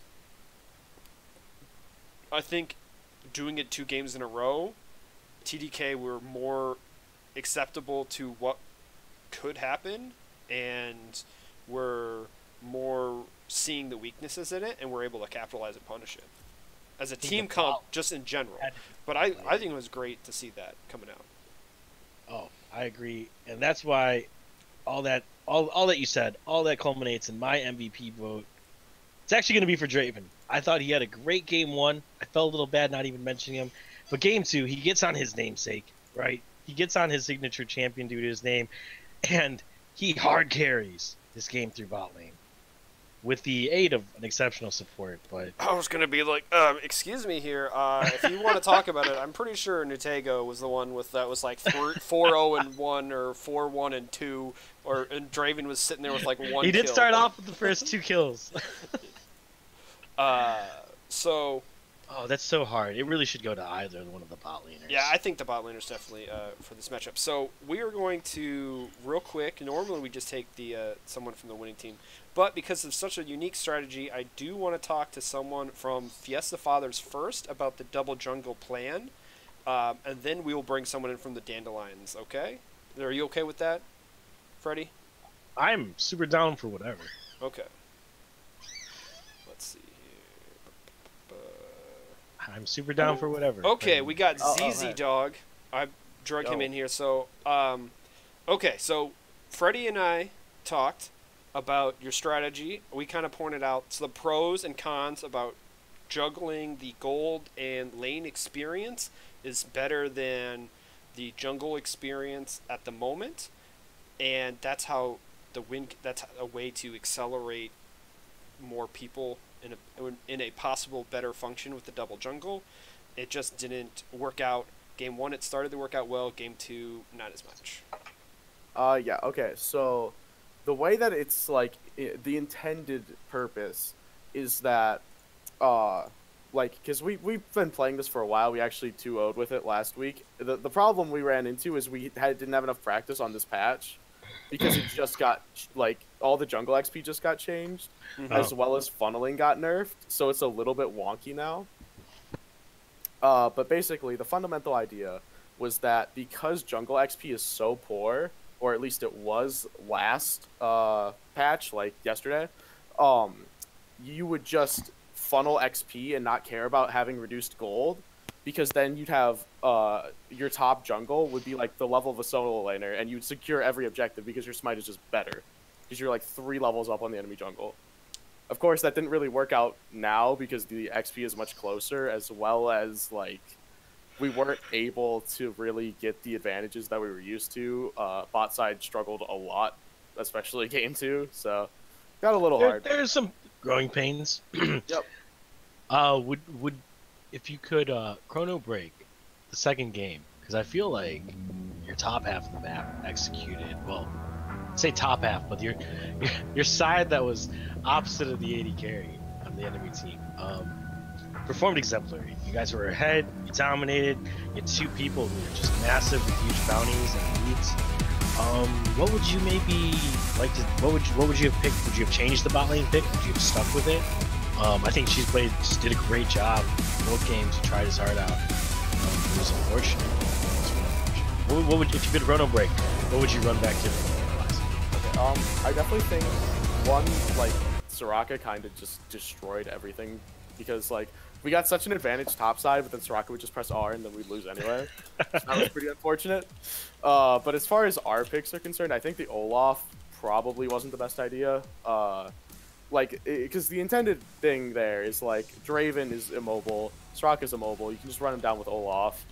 But once they got ahead, there just wasn't the engage bot side of the map to actually, like, CC them down and lock them up, and so they just keep healing because no one could stop them with hard CC. So I think if we picked something more like a Mumu, and you have like a Mumu brand AoE, like just dunk, and you probably be able to one-shot through that while they're CC'd, that probably would have went a bit better. But now, as far as like actual things that we did wrong here, there's definitely a lot of rotations that we messed up, especially around Dragon. We didn't commit hard enough to it game 1 and didn't get vision, so like we definitely overcorrected game 2, and that led to a lot of really silly dragon dancing, which got Mordekaiser back into the game.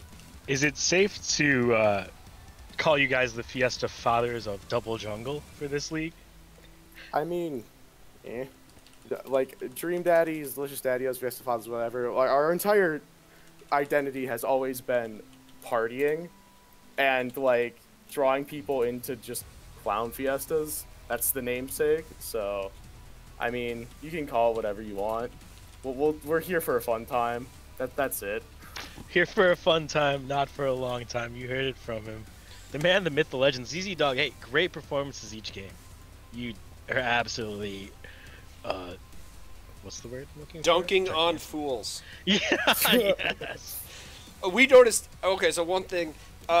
Did you have it your life's goal in game 2 to be like, hey, Mordekaiser's coming out of ult. I'm going to show him what it's really like to be in the Thunderdome. Because you did it like 3 times and killed him. My goal was always to have him ult me so I could beat him, because I knew I won the 1v1, but he never ulted me, so I was just like, well, I guess I'm just gonna stand here and wait till he kills my Tom Kench, and then we'll be good. But no. Oh, that was another thing. I'm pretty sure they knew what we were intending to do, or at least had an inkling. That or they just saw that we just was playing a lot of Pyke. Because the best way to do this is you have Pyke in the top lane, and because then you can share the gold, and this top laner doesn't get like recklessly far behind and down 3k gold. So you're telling me the enemy team did their proper scouting of your team and looked at the records. I was surprised too. Like that was really shocking to me that the enemy team actually saw that we played something and then banned it. Yeah.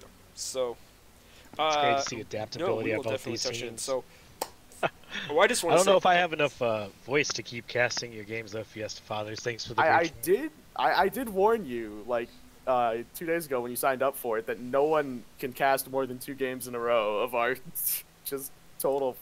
I could go another 2. I didn't get to say very much. I could feel myself losing brain cells as the fights went like a minute long, a minute and a half, and I'm still over here trying to jet out words like a Gatling gun. Yeah, I don't know how long you've been in the league, but you should watch Season 0 Noxus Finals. That was that was a fun one. I'll take a trip down memory lane, and everyone else can right here on the Twitch VOD section. I'm pretty sure. Yeah, I mean, if a 5-game series with we can on YouTube. 74 kills, hey, like seal fun. plug, seal plug. Yes, yeah, seal plug. Go to YouTube because we kind of like Max Star highlights. Drop a subscribble. Smash that subscribe button. Do the YouTubes and the Twitches and the Twitters and all the ring the bell, and all the fun exact Social stuff, media's on the screen, right in the middle. Follow it. Yeah, all that fun stuff. So, ZZ Dog, thank you very much for an entertaining match. Anything you want to say before the rest of the season and we get the TDK member up in here? Whoever we're playing last match, don't ban Pike, please. That'd be really helpful if you could just not do that. Thanks. Sounds great. Thank you very much. So, okay, we're gonna bring in Yastrelli in here to the streams room, and welcome Yastrelli. I don't know if you heard, we just got done interviewing ZZ Dog because we wanted to listen to what the 2 double jungle with strat was all about. Yeah, What we were was listening your in on thought? that. What was your thought about it? So we looked them up and we're like, oh hey, it looks like they're doing an interesting double jungle strategy.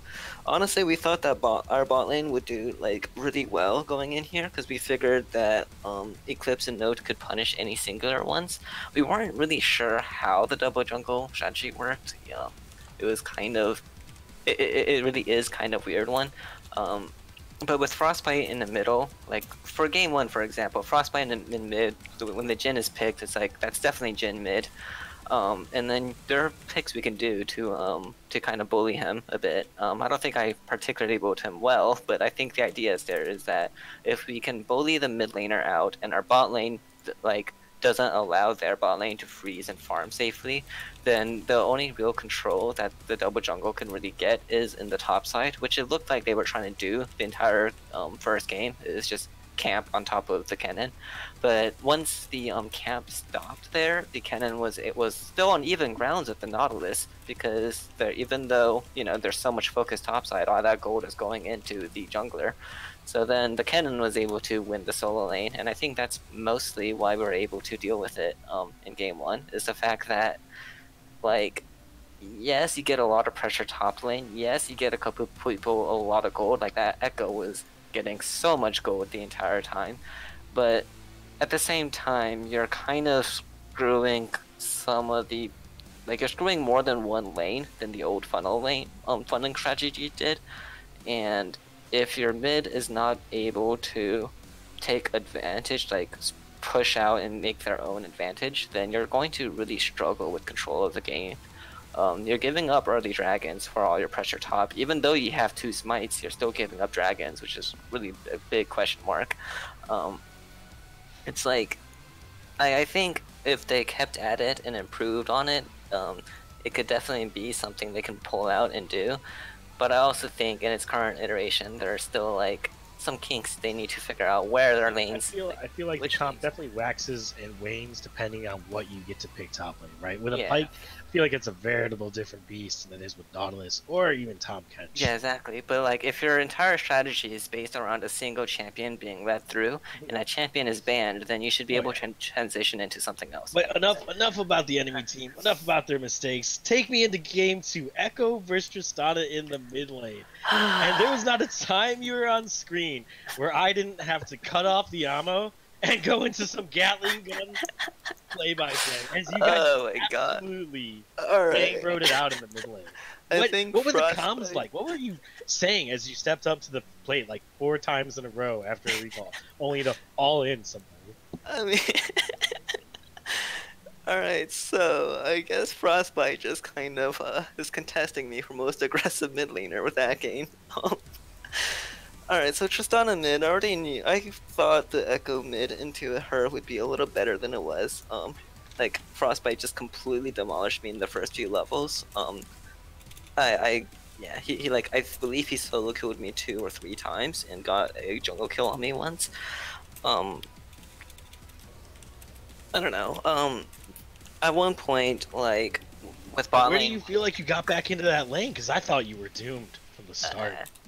When bot lane was starting to win a bunch, it was the shutdown I got on him. The solo kill shutdown, because he was just a little too aggressive. He only had a BF sword. I'm not sure if he had Hex Drinker up yet or not, but he only had a BF sword in terms of damage, and I had just got back from a buy. He, like, as soon as I walked up, he immediately jumped onto me, and I hit the W and the ult and had Ignite up, so I managed to get the shutdown gold. I think as soon as I got that shutdown gold, he was really unable to to jump on me, because I think after that point, he could not one-shot me, and if he did not play it carefully, I would in turn be able to kill him before he would ever kill me. I had a little bit more sustained damage in that lane than him. I think if I were to play that again, I would just have to... I don't know. I think I would have to play a little bit more safe. Did you get Zhonya's at all? Nope, I never got Zhonya's. Maybe I should have played a little bit safer. Maybe I should have gotten Zhonya's. The arm guard... No, I know. The arm guard maybe, but Yeah. I think I kind of just needed more damage to catch up to him more than anything. Like, he went Hex Drinker second, and I just went more damage, and I think if I had gone arm guard, he would just... I would never be able to catch up to him. Yeah. Should you have gotten more pen then? I mean, I don't know. It's a... I think it was just the early game that was the struggle. I think in the mid to late game, I was on even toes with him, at least. Switching gears just a little bit, the Dandelion Knights. I'm new. I'm sure some of the other people are. What's the exigency for this name? Why the Dandelion Knights? Why not more Stellar Flower? Unfortunately, that's a question for the players of Season 0, and I joined them Season 1. So I mean, they haven't told you yet? They're not like, well, I mean, I didn't really ask. Like, it's not a big concern of mine. It's like, it's the Dandelion Knights. The Dandelion Knights is actually, if I'm not mistaken, a name that was taken from a completely other league. So, perhaps. So I think a couple of people started in another league and used that, transfer that name over here when they joined us. I do know that Mystic, our captain, is rather fond of the name. Oh yeah, it's a good one, dude. I really loved the double jungle. I loved watching it. How did it feel to play against? What were some of the things where you were maybe surprised by the dominance that it displayed? Right, I did not expect there to be two people just wiping across the lane. I think the first game they had like 10 kills apiece as they entered the mid game. Like, what was that? Just the pressure induced by a 2v1 top lane and this jungler always being within like proximity? I'm not really able to speak for them, but I think top lane was just kind of struggling in the 1v2 lane. Like, at the moment that the 1v2 lane became a 1v1 lane, he just kind of started popping off, right? So it was definitely a lot of pressure top lane for him. For myself, in lane, in the Lucian versus Jhin, I think I got caught off guard a couple times by ganks, but for the most part, I didn't feel the pressure. The real biggest pressure was when we were trying to take skirmishes inside their jungle or trying to take ganks on their bot lane. That's when their counter ganks and the roams. That's when it really kicked in. Was their reactions to anything we did was a lot faster, a lot stronger. Like every time Warwick would come mid, for example, the Echo would immediately be there. The Nautilus might be roaming down. The Zen might be there. It was a lot of real fast reactions, a lot of teleports being used across the map. I think what they do strongest is reactionary and like map rotations. They have some of the fastest map rotations, I would say. Do you have a question here, or should I leave my next one? No, go ahead and take the next one. All right, next one. Kind of jumping another ship again. I'm tackling an interesting idea here. Fiesta Fathers, he came out and told us what their identity is. They want to pull people in to fiestas. They want to father these crazy parties, and they want to have a good time. Lots of kills involved, lots of fighting. Team Dandelion Knights, do you have anything to say about your team? I mean, I feel like I'm starting to get a little bit known for ADC's mid. To the point where first picked me Echo, and they still banned ADC's mid. Well, that was... I think we also thought it was Echo jungle. Yeah, it could be a Echo flex. Fair enough. But I don't know. I don't know what we would really be known for. Like, I think our bot lane, I think Eclipse his Draven is kind of ridiculous. Like, anytime it gets that through, he just has a very fun game. So I feel like that's not gonna be a common occurrence. It wasn't last season, and it wasn't the first season. So I'm kind of surprised they let it through this second game. I'm just gonna call it, everybody. Ban Draven and pick Rammus. If there's anything we're known for, it's gonna be triple ADC comps, I think. Triple AD. That's triple A. You guys offer roadside observances and smackings in the Rift. I told you, Freddie. I was like, as soon as we started to see the pick bans, I was like, TDK is the double ADT comp. Yeah, And he's like, what? I'm like, they run double AD carries. They run whatever they want in mid lane. We tried. This is the first time Freddy's casted, and I introduced him to one of the favorite casters game. Who's going in which role? And he did not like it at all. Never again. Also, what would Lucian build first game? God, please take me down the Gunblade Nashor's Tooth. Alright, so Gunblade. You know what you did there. Blade of the Rune Kings. I mean, it works. It's I think the biggest thing about the Gunblade is that it has a really low cooldown, and that synergizes extremely well with Glacial Augment and then into the ult, because if you EW ult someone and then press 1, like Gunblade on them, they are not going to move very fast, and with their W speed up, you're going to just be able to outpace them no matter which direction they go. It can even like use mobility or flashes, you can probably pretty easily catch up. I just realized anytime you Gunbladed, you drop the Glacial Augment. Yeah, exactly. Like you drop the Glacial Augment on them, and you drop the Culling on them, and they're just gonna be they're not gonna be able to do much but stand inside the Culling. I think the Gunblade is definitely really good. The Nashor's feels good because it amps the W and R damage by quite a bit. Like R scales harder with AD than AP, but AP is a lot easier to buy. And then the Nashor's Tooth passive just synergizes really well with passive on Lucian, because if like every time you cast this mid ability, you get your double shots, so you are gonna get a lot of auto attacks in. I didn't think about that. The on hit, so that's why on hit is pretty much the idea after the Gunblade. The Blade of the Rune King for the second Glacial Augment item proc, and then the no one play this, speed. please. I want minimal viewership. You're going to Everyone's went to bed. Really gonna be able to run away from Lucian ever. If I see a Glacial Augment, Hextech, Gunblade, Borg, Nashor's Tooth, Lucian in my next game, I'm gonna have fun. And then it's also really hard to itemize against, because he does about 60% AD and 40% AP, so any resistances you get like is not gonna be that helpful. And with Blade of the Rune King, your health is also not gonna be that useful. I think it's a build that struggles with identity, but it's also a build that doesn't struggle with damage. So there you go. And at the same time, you've got a lot of sustain in it. yeah, Wow. and a lot of kite. You know, I doubted it a lot more than I do now, and not just after watching it. The explanations all make sense. You also get decent enough cooldown reduction. You go W into E, you don't touch your Q until late, so then you have a lot of dashes, and you're really hard to catch. You have 2 slows on items, and you have a slow on your auto attack. So like your kiting is just kind of redonkulous as well. Oh my gosh. Do we have any final questions for Dandelion Knights here? No, I think Australia did an excellent job of explaining where they're at, teams at, where his head is at in the mid lane and on his champion. So I want to thank you very much. What do you want to? I guess my last question is, what do you have looking forward to the season for your rest of the season for your final send off here? I think it would be nice for me to. I've not had as great games in the season so far as I would like.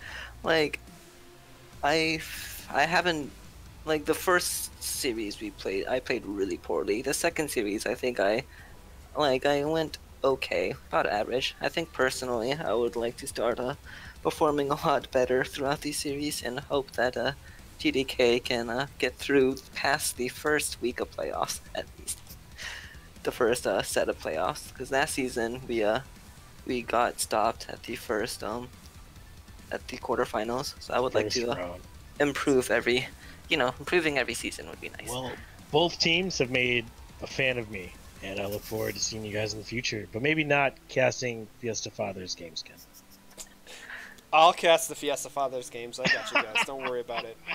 We let Freddie here do his thing on the play-by-play. He didn't get the chance to watch me go at it. So maybe next time we'll swap, and I'll show you, let you ride that train.